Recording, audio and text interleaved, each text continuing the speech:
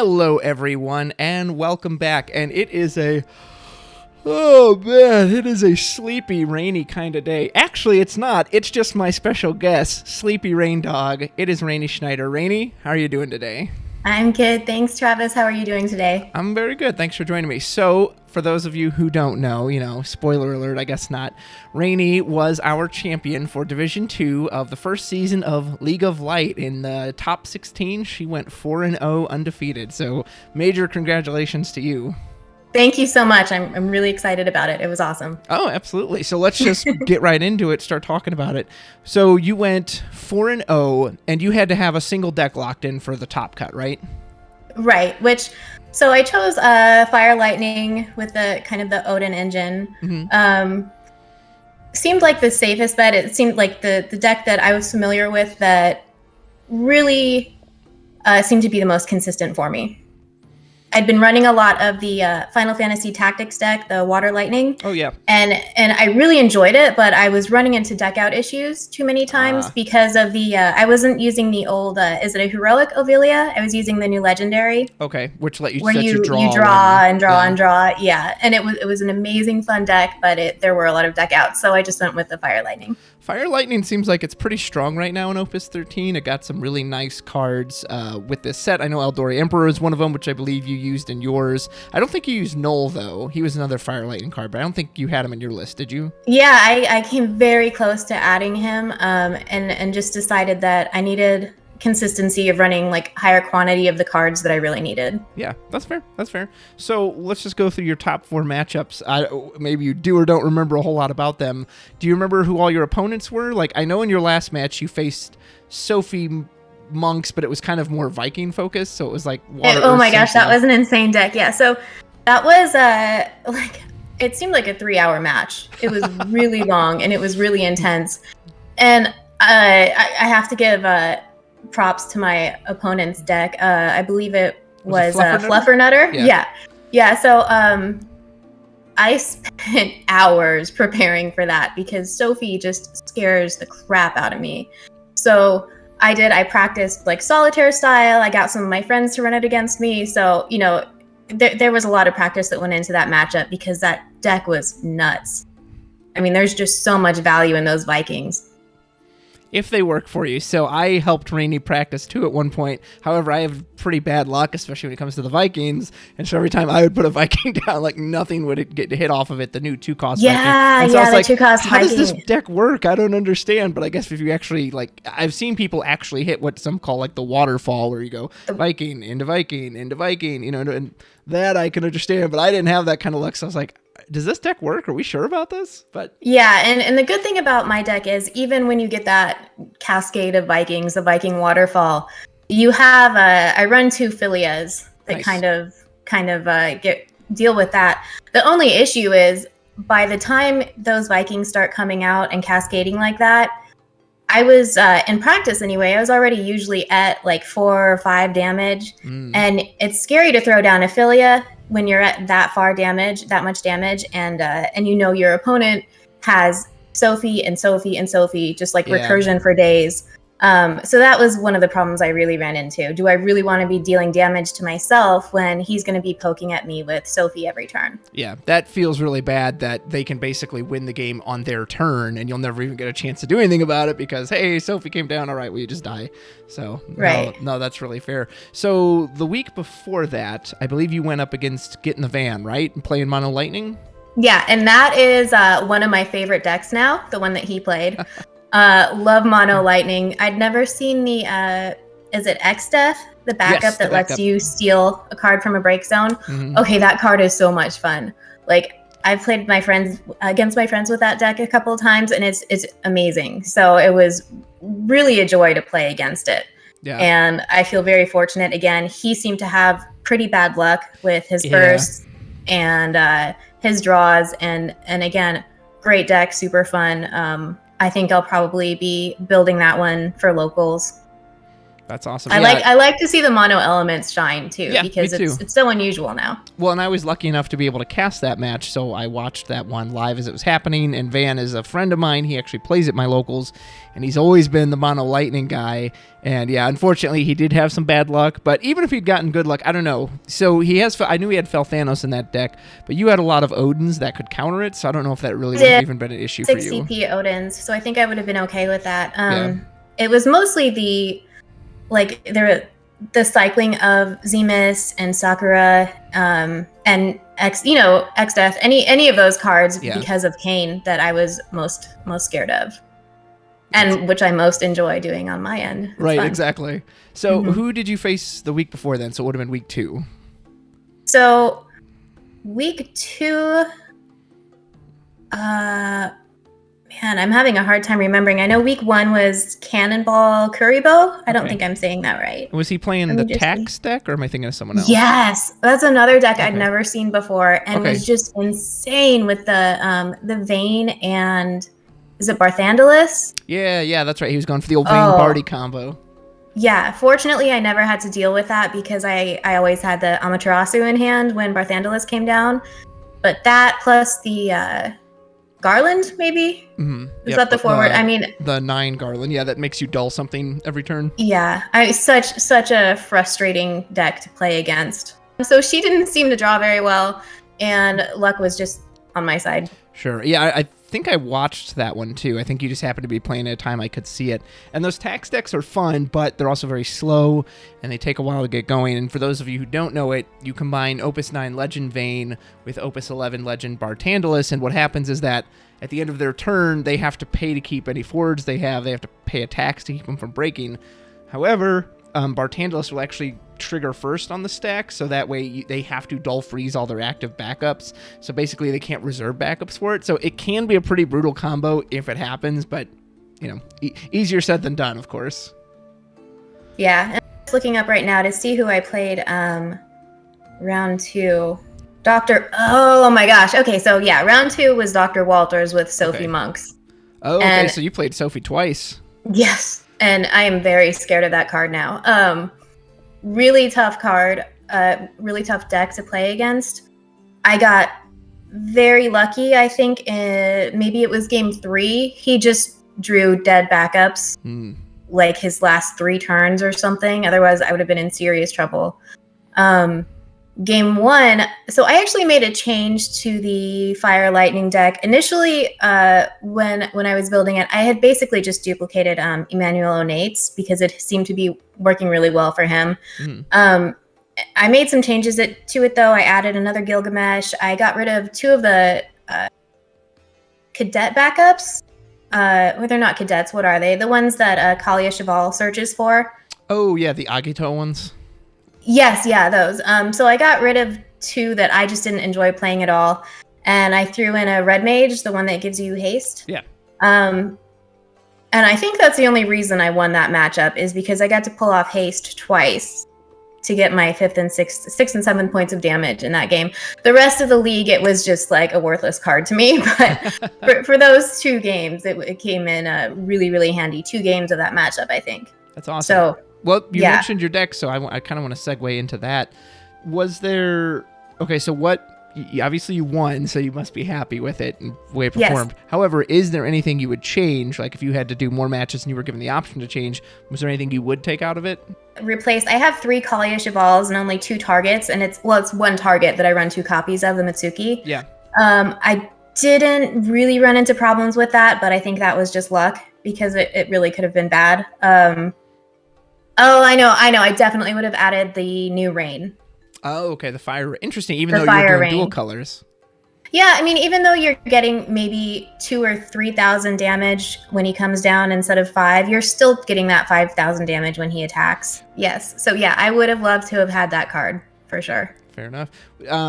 So in kind of on the flip side of that, then, is there something maybe you put in last minute that you were glad you added, or just something that maybe performed above your expectations, or anything of that nature? Sure, what I removed, but I know I added a Gilgamesh and an Alba, and both of them were extremely useful in almost every matchup. Yeah, so I'm very happy with that decision. Alba did the work for you. I saw her in nearly every matchup you played, and she was giving folks trouble. I know Van said later he probably overcommitted in Adia at one point just to get rid of the Alba, and it was just like because that card just freaked him out so much because it was. It's a scary card. Yeah. I mean, it breaks decks when people are relying on Odin or Sophie to be in their break zone. It causes problems. Yeah, that's fair. So, do you know what pricing you got for first place? I do. I think I got an Aerith promo foil, the Reunion Aerith, the Reunion playmat, a jellyfish deck box. Oh. And there was something else. I'm not sure what it is. I'd have to check, but it was something I am not familiar with. Let me see. Yeah, I can't find the pricing in front of me, but it was something I'd never heard of. Gotcha. Do you know what cards you're going to use for your jellyfish box? Well, I mean, if cost wasn't an issue, I would probably go with Opus 12 Yuna because I love that card. Nice. Yeah, that'd be a lot of legends. It would be a lot of legends. I don't know. Maybe I'll really have to think about it. Maybe Amaterasu because it basically won the league for me, I think. Yeah, that and for some reason, I drew so many of those every time I opened packs. So. Oh man, it was when I was watching you casting it too. Some of those rounds, it just seemed like you either always had it in hand or you were able to recur it, so then you could just blast it again. Because you had Citra in your list too, right? I did have Citra and I had Terra as well. Nice. And I had Axstar, so and for some reason, fortunately or unfortunately, depending on the game, Citra and Terra always seem to go into my damage zone. Yeah. Well, it's a burst though. At least you get. It's a burst, yeah. Which is awesome. So, are you planning to play in Division next season? Is what I'm trying to say. Season 2. No, I'm gonna take off Season 2. Focus more on my work, like real life work, and I would also like to start streaming some of the matches. Gotcha. Travis Pfeiffer Jr. or something. That's funny. Oh man! But yeah, I really enjoy watching. I think more than playing. So yeah, that's fair. As I've been casting some matches recently, there is an element of there's just no pressure when you're casting, which I like. Whereas when you're in the match, there is this pressure on you. Oh, I've got to win. I got to try to make the right decisions, plays. Whereas when I'm just watching it, I just get to, as the spectator and commentator, I just get to enjoy it and watch it without having to worry about, oh man, was that like the optimum move? When I first started playing, I didn't feel any pressure. I didn't care if I won or lost. It was just all fun, and I spent no time preparing for it. But as the season went on, and the more I won, the more I wanted to keep winning, and the more important it felt to me, the more time I spent practicing. So it kind of snowballed until it became a little bit of a monster. So yeah, I'll be sitting out Season 2, but watching and cheering everyone on from the sidelines, and definitely still be very active in the community. I'd like to help out in the background as much as I can. If there's any new players left who needs to learn how to play Octagon or want their matches streamed, I'm totally down for that. Oh, well, that's very kind of you to present that out there. And it means you can retire as undefeated. And you're like, well, I'm the season champion. So maybe for Season 3, you get to come back like with an iron fist, be like, all right, now I'm going to take these kids to school. Yeah, I was telling everyone I'm only retiring for Season 2 if I win Season 1. So, well, and I would like to come back Season 3, probably try out Division 1 and just get absolutely crushed, but I hear that's the only way to get better is play against the pros. So I've heard. I don't know whether that's true or not, but I have heard that as well. So I have to ask, so you've played the Final Fantasy games before? I know I've seen you on your Twitch stream playing 10 at least. What's your favorite Final Fantasy game? Probably 10, because that is the first one I've ever played. I think I've played all of them, even the really tremendously terrible ones like Final Fantasy Mystic Quest. Which is really only Final Fantasy in name only. It's not much about that game. Right. So I really enjoyed 10, and I enjoyed 10-2 a lot just because it was a continuation of the story of the characters I cared about, and the battle system I thought was amazing. I can't play it anymore because it's just, I tried, and it's a little bit cringy, I guess. Really? Is what I'm Interesting. looking So for. I'm actually simpatico with you. 10 has always been my personal favorite. I like 10-2 a lot. 10-2 gets so much hate, but I'll go to bat for that game. Like, don't get me wrong. I understand the parts that people find cringy or, super Japanese or super anime style or however you want to say it, and yes, there is a lot of that where sometimes the characters act very over the top. But beyond that, I think there is a good story underneath it all, and I do very much appreciate Yuna's journey. She has a great speech at the end. The battle system is really good. It has one of my favorite scenes in all of Final Fantasy, which is what I call the whistle in the dark at the end of Chapter 3. So I'll go to bat for that game anytime. And again, I get why people don't like it, but I'm happy to simp for that game. So After having kids who like to watch me play video games, I have a lot less tolerance for games that have a lot of fan service and anime type stuff. Like I used to be big into Hyperdimension Neptunia. uh-huh. I can't do it anymore, I just can't. Your perspective just changed, yeah. It did, yeah. But yeah, as far as 10-2 goes, it's fine. It's definitely not the worst offender out there as far as fan service goes. Yeah, I agree. When did you start playing the card game? Oh, well, I think I played I started playing right before Opus 10 was released. Oh, okay. I think so that was the first event I went to. Yeah, I went to my local game store. I saw the cards. I asked a question that you hear all the time. Final Fantasy has a card game? Mm-hmm. And he told me, yeah, not only does it have a card game, they're having like a new member event coming up next weekend. So I went to that. A funny story, I played it and I got home and I said to my husband, like, I am never playing this game ever again. The people were super nice, but it is so complicated because I've never played like Magic the Gathering or any other TCG. So it just seemed absurd to me, like the level of intricacy. and then I had to reach out to one of the members who taught me how to play the game, a member of the local Arizona group, because I had a question, like a business related question. Mm-hmm. And slowly I just kind of got sucked back into it that way through contact with him and everyone else. And like for a long time, I wasn't that into it. I loved the community and the people. So I would go to the events, but I had no interest in competing. Especially after quarantine started and there really wasn't anything local. So I managed to go to one event before everything shut down.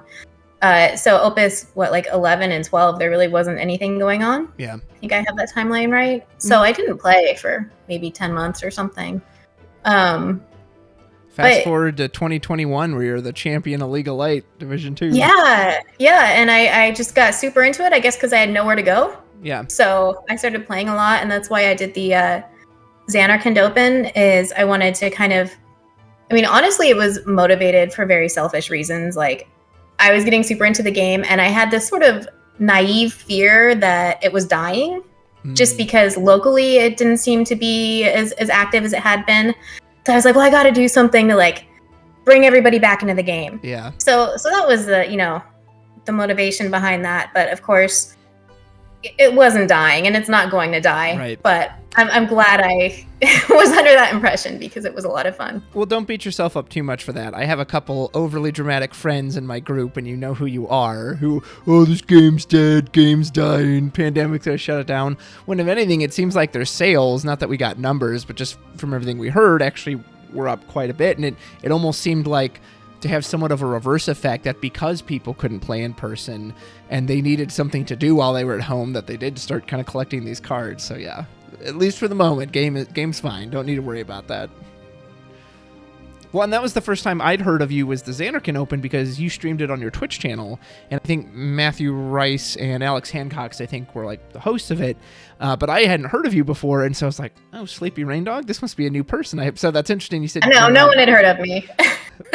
I humbled myself a lot, and I went to Alex Hancox and Matt Rice, and I said, hey, you don't know me. How would you guys feel about doing commentary for a giant tournament? And they both very kindly and generously said yes. Matt not only said yes, he basically ran the show. He let me use his Discord. He got all the judges. He got the staff for me. So that guy is just an absolute pillar of the community. he's extraordinary. I can't say enough good things about him. But yeah, it was fun. But yeah, nobody had heard of me. Nobody knew who I was. My Twitch channel had just started.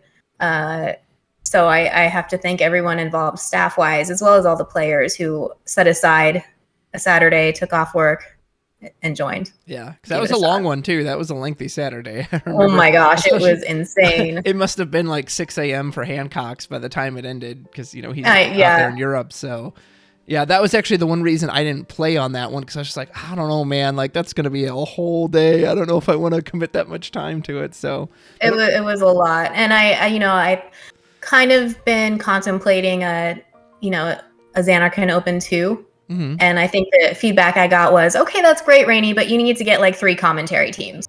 So if I do that, that'll happen. Yeah, probably. Yeah, let they need a chance to spell themselves. Well, at the old Crystal Cups, they would do that too. Is they would often have these breaks, and so the camera would go away, and I'm sure those people could get up, go to the bathroom, and all those things. So if Crystal Cups come back, there should be one in your state, right? Because I think there was always one in Arizona, if I'm not mistaken. I hope so. Yeah, I mean, I've never been to a Crystal Cup. They were not happening.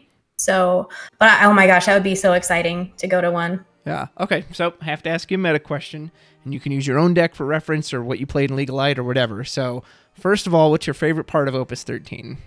Card, combo, mechanic, whatever. Oh, that's okay. My favorite combo is basically Axstar and anything that's in my break zone. Okay. I mean, that card was nuts, especially when you get that 7 CP Odin in there. What else do I like about Opus 13? I mean, I hate to admit it because she was the bane of my existence for the last 4 weeks, but Sophie is really cool. And I think I'm building a Sophie deck for my locals. Nice. Which are starting up again. I'm really excited about. So I'm sure they'll be happy to see you bring in a Sophie to face them. No. Yeah, not at all. Okay, so then the flip side of that I wanted to ask was, okay, so what's your least favorite part of Opus 13? Same thing, it can be a specific card, mechanic, combo, whatever. Okay, I know a lot of people are going to be mad at me for this, but mannequins. Really? I really don't like because I never got into the game that it was from. It was a mobile game, right? Yeah. I believe they're originally from Dissidia. Okay, so Dissidia. Yeah. I think I downloaded it and played it for a couple minutes. Couldn't get into it, and I just don't like the art. That's fair. So seeing a board full of mannequins kind of makes me go, ugh, That's fair. Well, I mean, I'll give you the credit on the art because they're supposed to be cheap knockoffs of the actual heroes and characters and villains. So, right. Yeah. I as someone who plays mannequins, I very much enjoy the way that deck plays.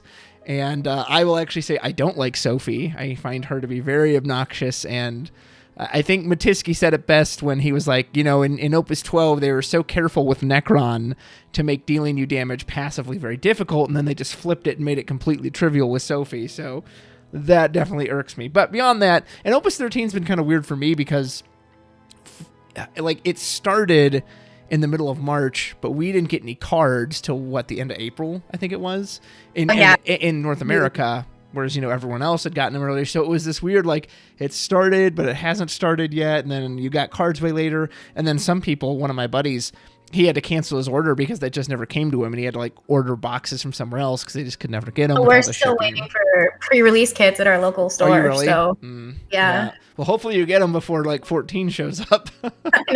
I'm hoping they come at all. Honestly, at this point, I'll be happy if they show up. Yeah. So hoping, fingers crossed, as the pandemic winds down and things get back to normal, that hopefully the shipping issues get back to normal, because that would be unfortunate if the other opuses suffer from that same hang up. Yeah. And I realized that the shipping delays were because of the pandemic, most likely. But I'm also really grateful that it happened during the pandemic, because it would have been so much more frustrating not to have those physical cards in hand. Yes. When events were actually happening. Yep. So at least we had access to them on Octagon and Untap and the FFTCG beta when that was running, which I would like to see come back soon, hopefully. Yeah, I hope so too. I do want to thank you though for doing this. I've watched every single one of these interviews, and I'm so excited to be on the other side of the screen now. It's super awesome, and you provide such an amazing contribution to the community as well. So thank you, Travis, for everything you do for us. You're very welcome. And thank you for saying that. It's always nice to hear the kind words and the compliments. I do appreciate those. So I now extend my thanks to you for being on the show. And I have to say again, congratulations to you for finishing, not only first place, but with 4-0, which was great. You just swept your competition out of existence, basically. So yeah, it was weird going into that, where I was like, if I win, I win uncontested. If I lose, I'm like somewhere between 2nd and 10th place. You know? Yeah. I will say the way it worked out, there was like some like bucol system or something. I still don't really understand how it works, but you could be 3-1 yet somehow end up really far down based upon who you fought, kind of thing. So I don't know. Oh yeah, you know what? Actually, there is one thing I want to add. Oh sure. I got very, very fortunate in my matchups in Top Cut. In the original rounds in the pods, I went up against Princess Boohead and Rolling Bear, and they both took me down. And I was very happy not to go up against them in Top Cut or any of the other decks that would have probably just wrecked mine. I mean, you look at, I know Rolling Bear went mono fire, as did Outcast, I think is what it was. And that's just a terrible matchup for Fire Lightning. So I am pleased to be the champion, but thank you, RNG gods, for making me not go up against those guys. Hey, I always say, when you wake up on the morning of a tournament, you need your skill, but you also need some luck. Like we could all do with that. The luck and like you said, the RNG gods. So before we go, do you want to plug your Twitter? Tell people where or not your Twitter, your Twitch. Tell people where they can find you on Twitch. Oh yeah, just look up SleepyRainDog. I should be starting streaming again probably next Monday. I took some time off to deal with some work and family issues, but should be going full steam ahead soon. Octagon once a week and other video games the rest of the time. So awesome. I hope to see you guys there. Sounds good. We'll put the link in the description below, folks. Thanks again for joining us. Rainey, once again, I appreciate having you on. Thank you that so will much, do it for us. Oh, you're very welcome. We'll see you later. Bye. Bye.